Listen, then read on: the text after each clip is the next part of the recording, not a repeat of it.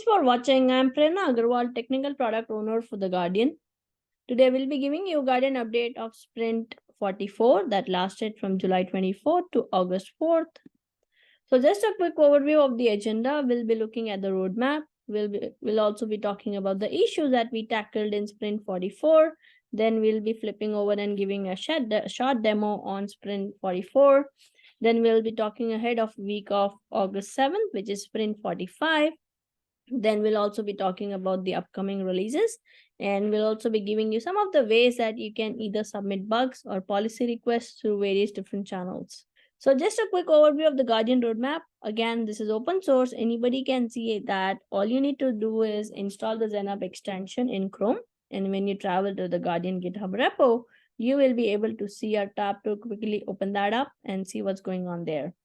So as you can see, we are still continuing our work on restore of user accounts. We are working on the CDM, AMS 3D with the design and the development.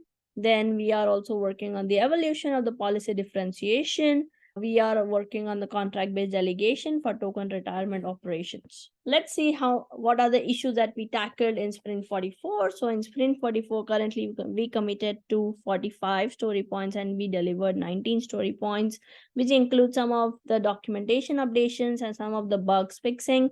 So which includes 2511, clarified documentation for Gitbook, GitHub environment. Then we tried fixing some of the bugs, which is 2442 front-end Docker image crashes, 2500 wrong behavior for imported into the policy schemas with nested schemas during publish. And we also worked on auto-saving works incorrectly in the module editor, 2512. Now let's look at the demo. So we'll be looking at the ticket 2511, which is the clarified documentation for Gitbook, GitHub, and environment. So in order to solve that, what we have done is we have corrected our documentation in detail for the installation of Guardian and how to set up the environment variables before launching and deploying Guardian on the local environment.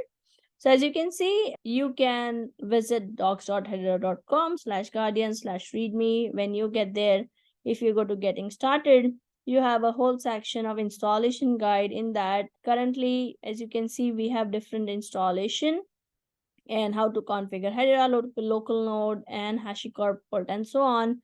So under the installation tab, you have three options, which is building the Guardian from source and running to Docker, then building all the pre-built containers without the Docker, and building all the executables and run it manually. When you also extend the building from source and run using Docker, underneath that, you have again several different options of how to run the Docker.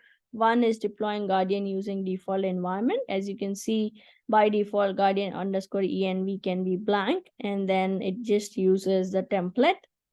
Whereas if you want to use develop branch, you can just create a env file, set the Guardian environment as develop environment in the env file, and then you can just create a template for as .env.develop.guardian.system, and then you can just add your operator ID, operator key, and IPFS storage API key, and then you can run Guardian and then launch it.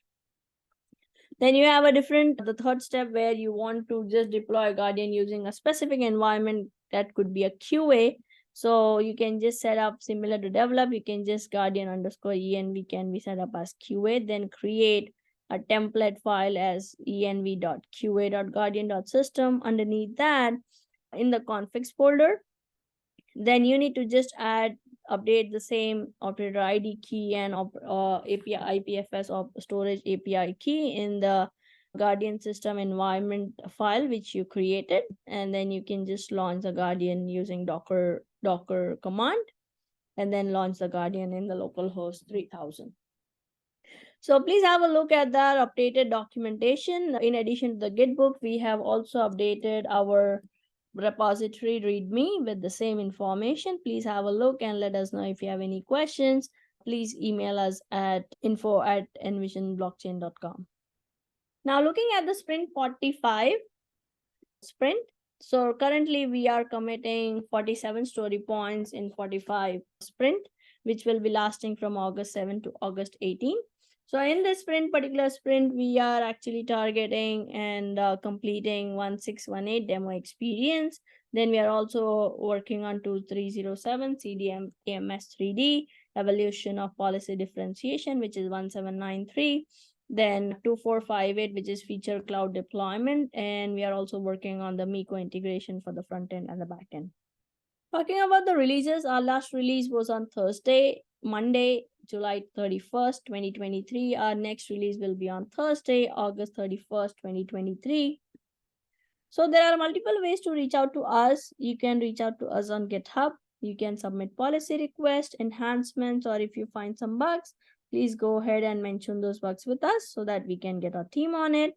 Also, if you haven't joined our Discord, come and join our conversation at hedera.com/discord. And when you get there, search for sustainability channel, or if feel free to reach out to us directly if you have any policy requests or enhancements by emailing us at info@envisionblockchain.com or through our website, which is www.envisionblockchain.com. Thank you. Have a great day.